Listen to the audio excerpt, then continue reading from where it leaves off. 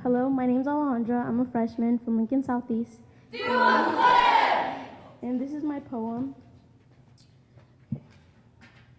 Have you ever walked for days without being able to take a break? Wait, I'm so sorry. Can I start that, please? Right. Sorry. Okay. Have you ever walked for days without being able to take a break? You want to, but if you do, you know that your whole life could be ruined. You walk to this so-called great America. You hear about the freedom, the opportunity, the dream that you can be wherever you want to be. As long as you work hard, the possibilities are endless, so you fight for your life just to make it to this place that people say is so amazing. But when you get here, all you see is hate telling you to go back where you came from. You're not wanted. You'll never be like them. From politics, from people on TVs, regular people in red shirts, from red states, or people with blonde hair. You don't even know why or understand what they're saying, but you still get judged by people. You don't even know who you are or their background story.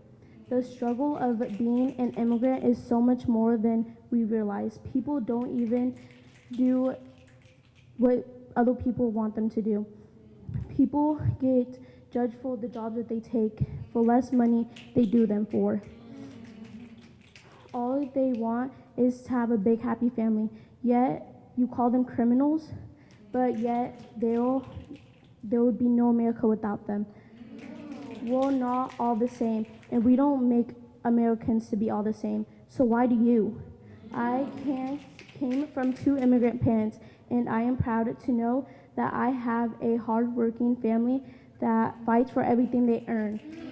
For a better life, they would have the courage to move to a new place that they never been, just to give their kids the chance that they never got to get, the privilege to have a better life that they never got. I am not ashamed from being from 2 parents that are immigrants. I am proud.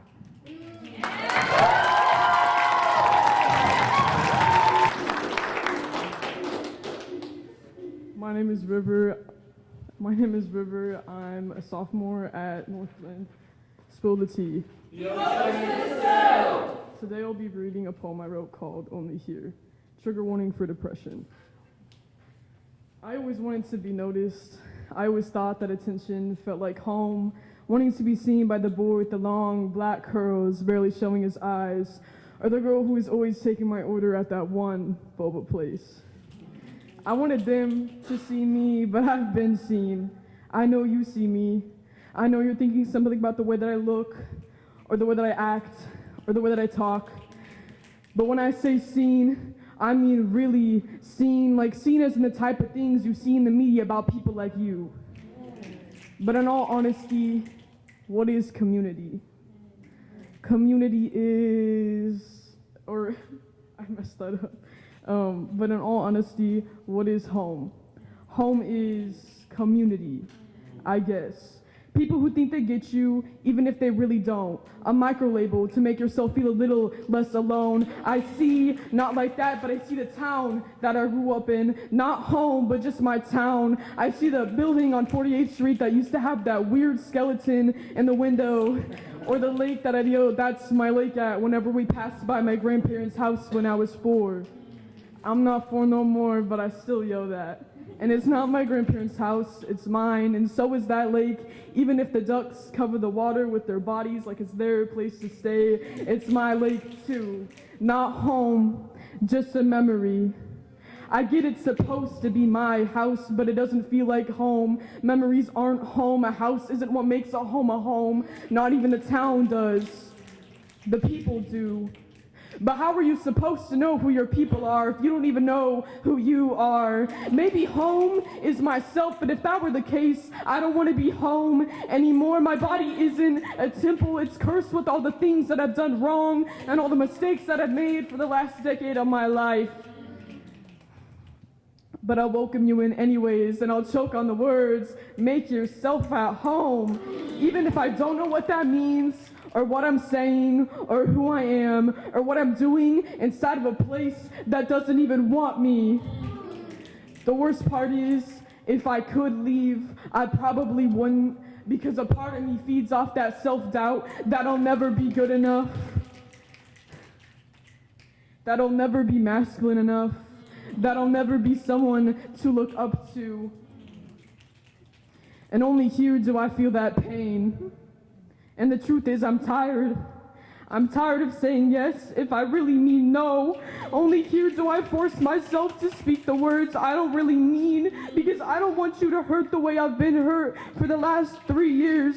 And I'm tired of arguing about how I feel. They're my feelings. They're not yours to control. So I'll tell you again, I'm sorry. And I'll think the words, where are my manners? But I'll say, you're welcome to stay, even if I don't want you to.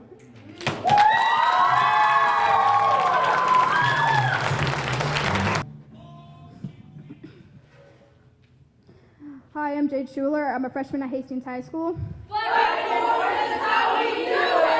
And this is my poem, Duality of Who I Claim to Be. I'm Jade. I'm 4'10" and 102 pounds. But I think what I carry makes me a little heavier, not in my gut, but in my head.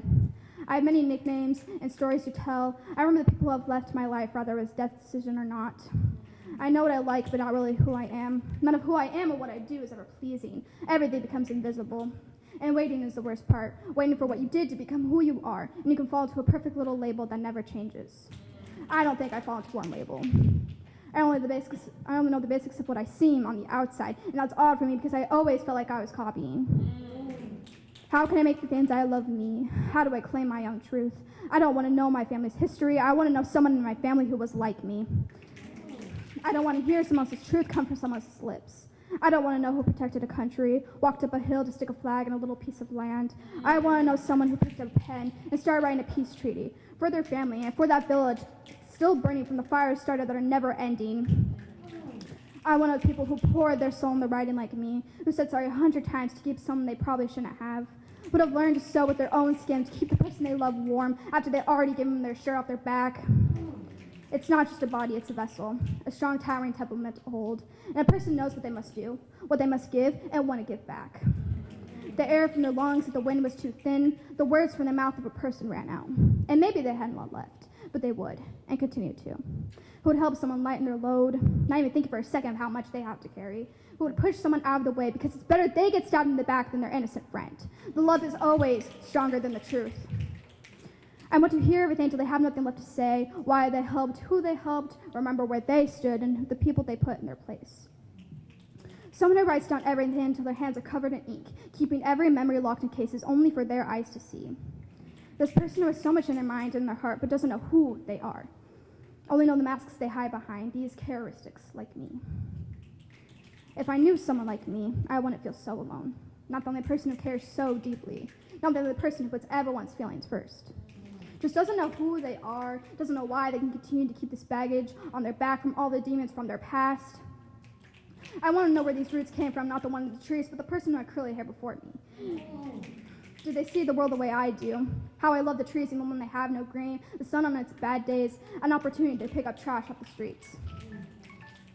Did they hate their hair as much as I do? Were they also scared of the storms and the wind and forgetting who they were even if they didn't quite know yet? Also conflicted with this world being so horrible, but never wanted to leave because of the beauty that is worth seeing. Their stories that they believe are worth sharing. Do they also believe that caring so deeply is both a blessing and a curse, not ever agreeing with their tugged heartstrings? I want to know how that person learned what they did to narrate their story and make it their own.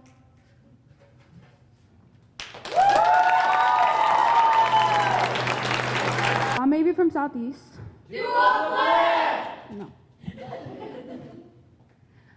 This is my poem called Moon Star. The beautiful moon shines bright, lighting a beam on your cheek.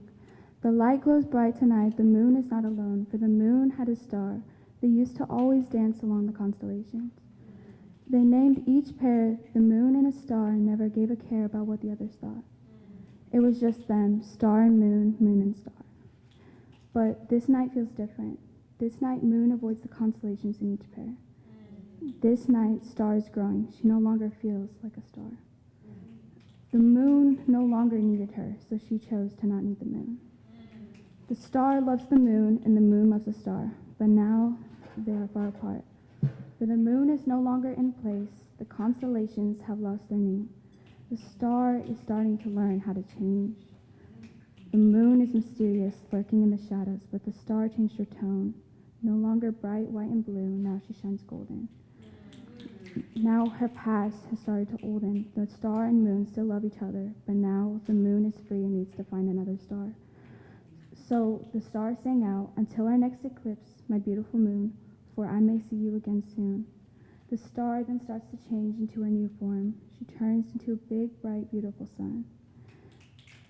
The star then sang one last time out for all to hear, the sun is rising, farewell, my beautiful moon.